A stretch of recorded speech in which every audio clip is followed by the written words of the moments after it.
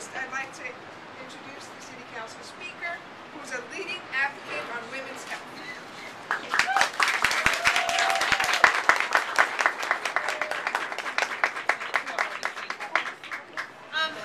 Thank you very much, Councilman Crowley. Councilmember Crowley. I'm in no way trying to get her to take her cousin's job, for the record. Thank you very much for pulling this press conference together, and thank you all for being here today. You know, this cut, if it occurs from the federal government, will put any progress, really, that we have made getting people to get screenings and detecting cancer earlier. It'll put that progress in severe jeopardy. We have all, and so many other people, I was just at the Susan G. Komen Breast Cancer Run Walk on Sunday. We've urged, begged, pleaded with people for years to go get screening. We've implored women to make it part of their yearly schedule to make an appointment in advance. If this funding cutback occurs, we're going to see less availability. When in fact, if you look in many parts of the city, what we need is more services and more availability. Look at the borough of Staten Island. There's no public hospital. There's few places there aside from a mammography van and the federally qualified health center where you can get fully free mammograms. This cutback is going to move us in completely the wrong direction. And it's going to put people in a place where they're going to get less screenings. And all of us, certainly those with white coats on, but even those of us without white coats and letters after the end of our names know that less screenings means later detection. Later detection, even for cancers that we now have great possibilities of treatments and even cures, later detection puts that possibility of hope really in jeopardy. So what's going to happen if these cuts go through is that the hope we now have for so many patients and their families will be gone. We can't let that happen, and I want to thank Councilman Crowley for bringing us all together to make sure that doesn't occur.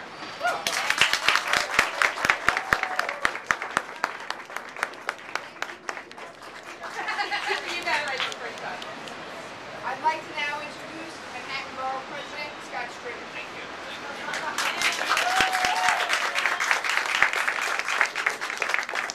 Thank you, Councilmember Crowley, Councilmembers Dickens, and all the council members, and of course the woman who does lead the discussion on health in the city, Speaker Quinn.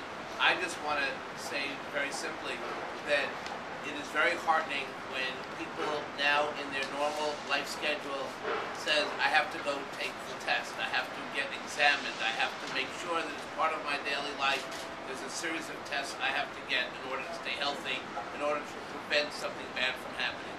And isn't it a tragedy that we're even having this press conference, putting a whole generation of women in jeopardy because we're not willing to fund the test that will prevent something bad from happening. I find it absolutely revolting and disgusting that we have to be here this morning.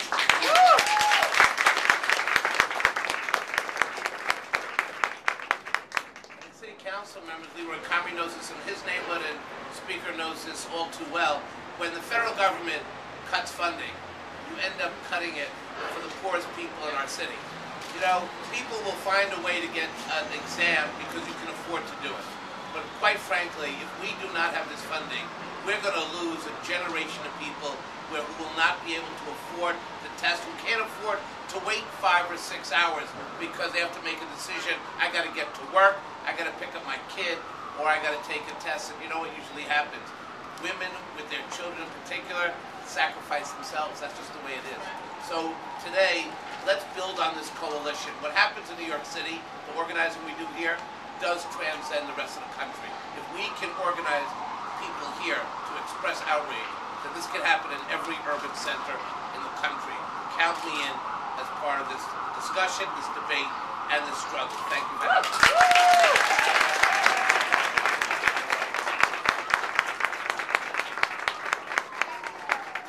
President Scott Stringer. I'd like to introduce my colleague in city government, Deputy Majority Leader Leroy Comrie.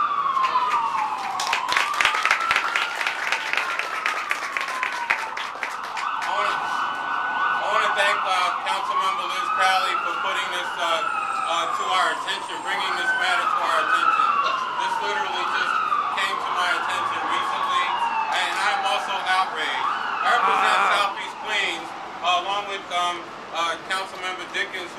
in Central Harlem, who is one of the districts that has the highest rate of people that go for testing late. They're already the highest levels of cancer in the 3rd and 4th stage, the highest levels of people that need mammography exams that are going in at the latest levels. To find out that they would have to face further delays and cutbacks in services is outrageous. It's ridiculous that anyone in their right mind would want to continue to where we're pushing hard to get these communities to go out earlier for testing, to find out that there would be a further delay of weeks before they could finally get a test after we worked so hard to get them to understand that they need to do medical intervention early. So I'm glad to find out about this. I'll be an active member of this coalition. I will do work with all of you and anyone that will try to increase medical services and medical availability and faster medical response times for our community. I want to thank you all for being here.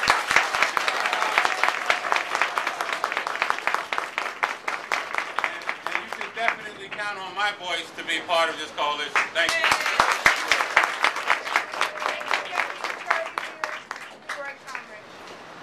Now I'd like to introduce Councilmember Dickens.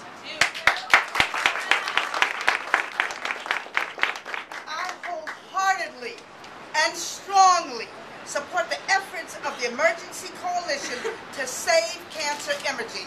And there should be no need for such a coalition. We shouldn't have it because this is a right. This is not something that is a privilege. It is a right for us to have good quality, timely health care.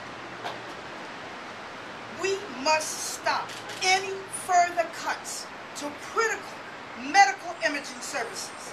These cuts negatively impact on women and on poor people. If women and men are denied the life-saving benefits of early detection diagnosis, they leave behind families, children, loved ones, and the society. These cuts hurt the most vulnerable in our society, and it is not a right.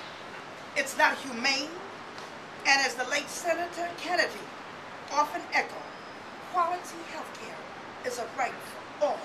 It is not a privilege. I remain committed to stand with the coalition to fight this, whether you have white coats on, brown coats, navy coats. We're standing together for families, for women, for men.